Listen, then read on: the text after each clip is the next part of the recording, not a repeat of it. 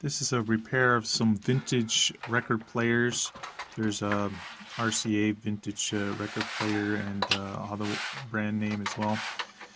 First I'm opening it up to have a look at it. It's quite old, a little bit dusty. This is RCA Victor. It's model K771. And it seems to not be working. So when I first plugged it in and tried to turn on, the plate wasn't even spinning. So maybe it has some issue with the motor or something, not too sure, so I'll have to open it up to have a look. So there's just 4 screws that use a square screwdriver, and removing those, then you have to remove the plate here. It has a little C-clamp, so you just use a screwdriver to get that C-clamp off, so that we can access the motors and stuff underneath. So just taking that off, and you can see the mechanism used to turn that plate there, and when I started up, it's spinning okay, but this little flywheel is not working. So what I'm doing is just oiling it, because these things are just like cars. You need a little bit of oil. And also in the back there's a motor. So we'll be oiling it. And after oiling it, there's also a couple springs in there. You want to probably give some oil.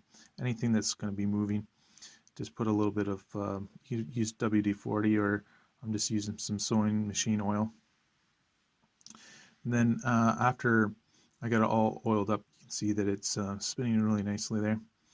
And there's also a main shaft you probably want to oil. Then you're just putting back the plate to test to make sure that everything's working. And try the different speeds and make sure that it's spinning. It should go from fast. So this is the fast setting. You can see that will make the record player play really fast. And then there's the other speeds as well. There's a total of 4 speeds. There's like a 33 and then a 45 speed there. And this is the internal circuitry there. It's really old. You can even see the old transistor there. It's like it's a tube transistor.